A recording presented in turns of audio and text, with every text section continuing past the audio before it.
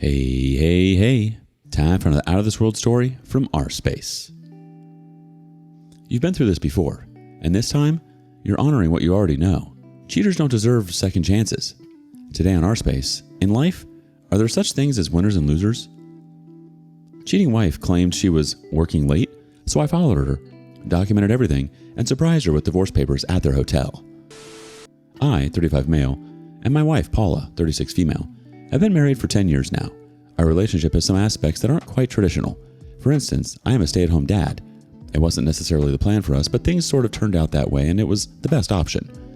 We had had twins, and when my wife got the opportunity to head a regional branch in another part of the country, it genuinely didn't make sense to let it go. I had a job at the time, and I quit because the extra income that the move and promotion was going to bring her was going to be a lot more than what I was earning entirely.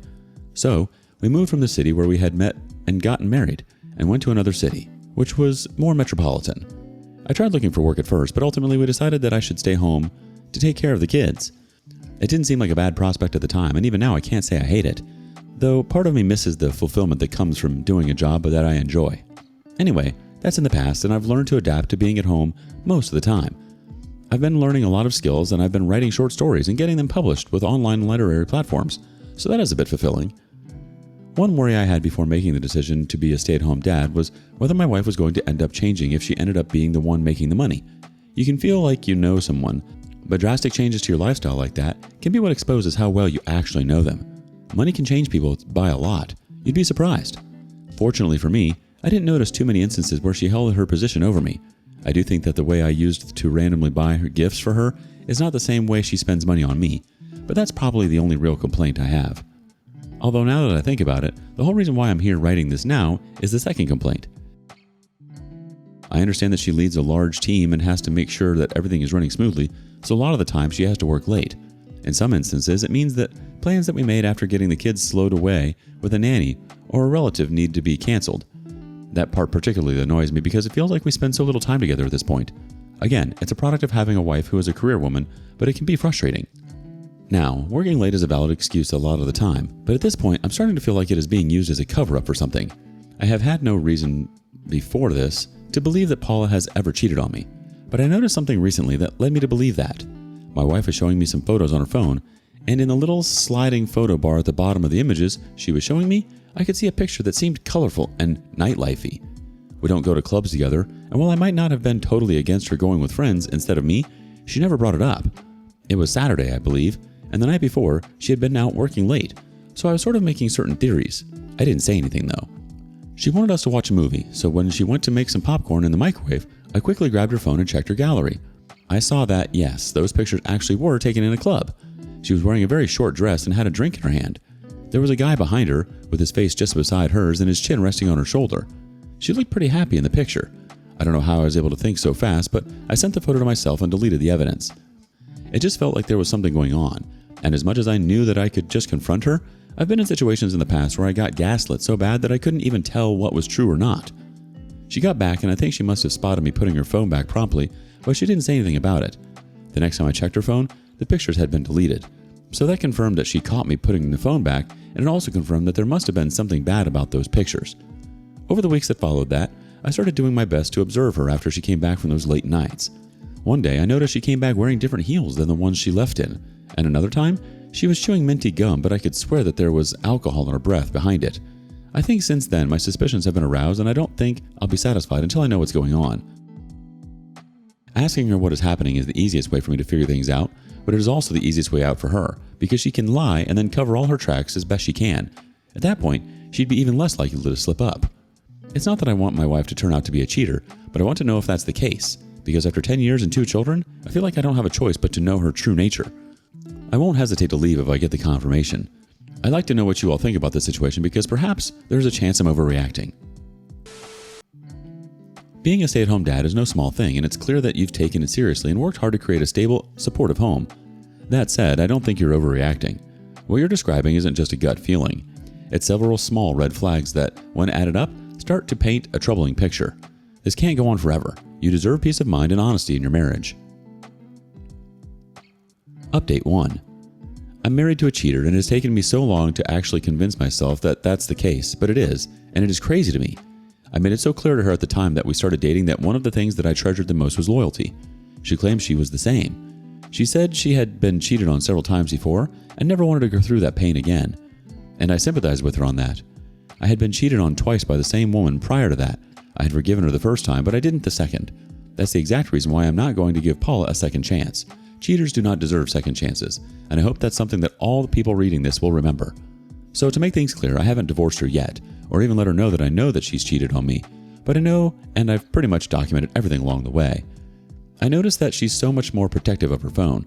It goes with her everywhere, and I don't know whether I might have been sloppy and shown that I know more than I do, or at least shown that I have suspicions, but she's not making it easy for me to snoop on her phone, yet she continues to work late and there's little I can do about it. The kids are with me, so it isn't quite practical for me to say I want to tail her.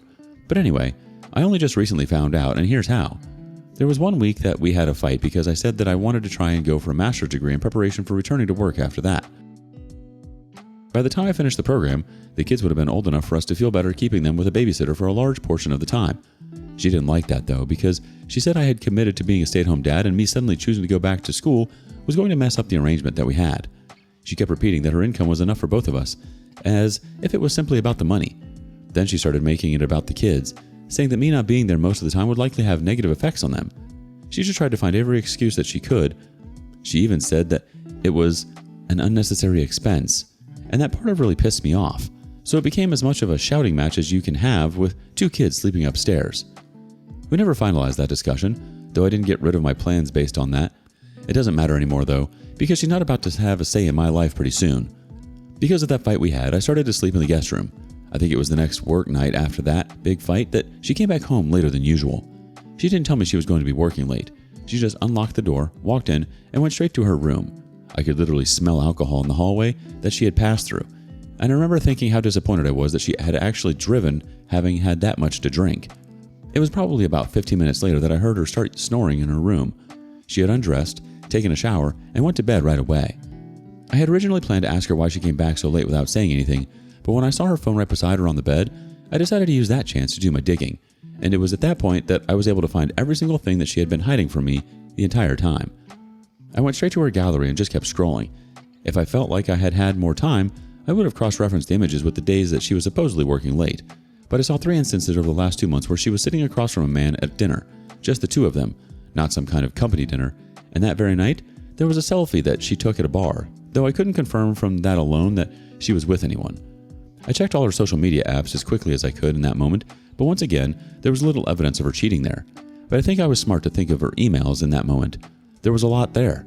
But I saw that one of the more recent emails was from a guy called Tony, and despite the subject line trying to sound somewhat corporate, it was clearly an invitation for dinner. When I went through that email thread, I just saw that they had been arranging to meet for close to a year. From the signature of his email, he was a fellow professional in her field, and after checking on LinkedIn, I found out that he didn't work in the same company as her, so they must have met through other means. There was no evidence that they were sleeping together, but when I saw the point where he said they should meet up at the usual place, when she sent a one-word email with hotel, it was all the evidence that I needed. I forwarded the entire thing to myself from her email and deleted it from her sent folder. To say I was mad would be an understatement. Honestly, it's been driving me crazy. It's been less than a week since this happened, but I've already started talking to a divorce lawyer. I hate that my suspicions had to turn out right. I hate it so much. But I'm also glad that I'm going to be able to cut ties with her since I can never trust her ever again, and I don't want to have anything to do with her beyond her being the mother of my kids.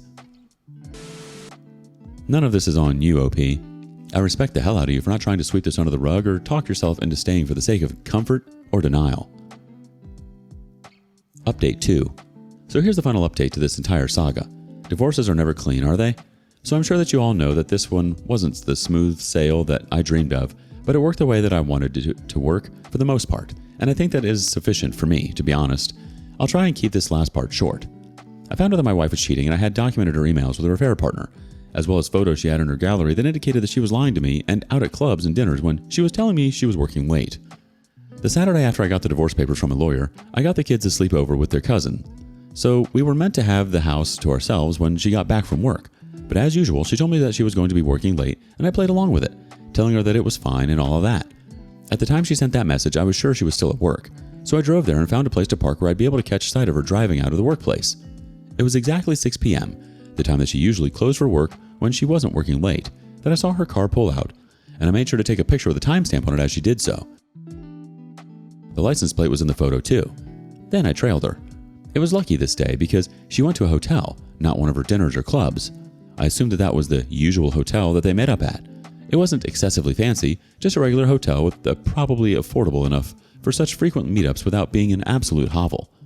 I parked at the other end of the hotel as she parked, and I trailed her with quite a lot of distance between us. I had the divorce papers with me because I was ready to serve her right there so that there wouldn't be a single drop of denial in her.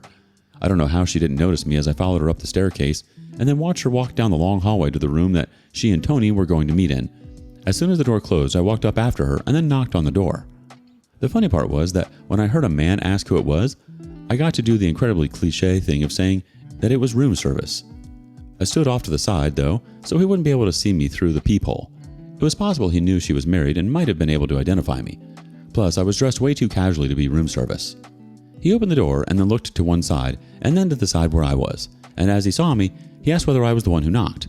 I told him yes, pulled out my phone to record, and before he could speak, I told her to tell my wife to come to the door. He seemed shocked as he heard that, and I don't know what possessed me in that moment, but I barged past him and saw Paula standing by the bedside, removing her jewelry and with her dress zipped all the way down in the back. When she saw me, she actually jumped. I was the last person that she expected to see, that was for sure. I had sent her a message just a few minutes before that. "This is your idea of working late nights, right?" My voice was shaking as I said that in the recording, because honestly, I knew she was cheating, but catching her there was almost too much for me to take. The video wasn't long. Tony didn't interfere. I simply held out the divorce papers and told her to take them, which she did. I said it was over, told her that I knew about it for longer than she thought, and then I walked out. That was it. I told my brother that he'd have to keep the kids the next day too, and I let him know everything that was happening. So that wasn't a problem. She came back home about 30 minutes after me, and she came to sit down on another chair in the living room, but it was clear that she didn't know what to say. Eventually she said, "Can I explain?"